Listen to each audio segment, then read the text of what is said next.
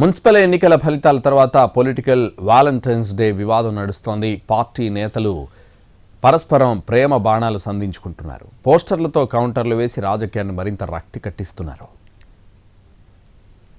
తెలంగాణ రాజకీయాల్లో Valentine's day సంవాదం ఆసక్తి రేకెత్తిస్తోంది. మున్సిపల్ ఎలక్షన్స్ ఫలితాల సెంట్రిక్గా ఒకరి మీద ఒకరు ప్రేమ బాణాలు వేసుకుంటున్నారు. బండి సంజయ్ వ్యాఖ్యలకు కాంగ్రెస్ కౌంటర్ పోస్టర్ క్రియేట్ చేసింది. వాలంటైన్స్ డే స్పెషల్ ఫోటో అంటూ మోడీకి కేసీఆర్, కేటీఆర్, హరీష్ రావు బొకే ఇస్తున్నట్లు పోస్టర్ను ప్రింట్ చేసింది. బీఆర్ఎస్ తెలంగాణ కంటే మోడీనే ఎక్కువ ప్రేమిస్తోందని క్యాప్షన్ ఇచ్చింది. బీజేపీ కూడా తక్కువేం తినలేదు. ఆయనకి ఇద్దరంటూ అసద్ పక్కన రేవంత్ని, కేసీఆర్ని పెట్టి పోస్టర్ వేసింది.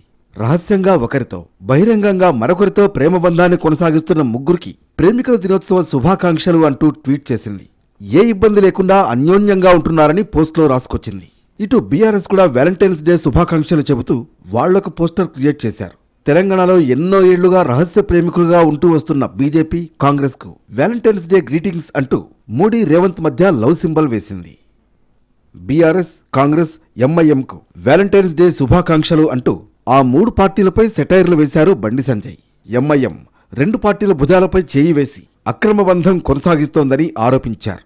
బీఆర్ఎస్, కాంగ్రెస్ పార్టీతో పాటు ఎంఐఎం పార్టీ కూడా ఈ మూడు పార్టీలకు వాలంటైన్స్ డే శుభాకాంక్షలు.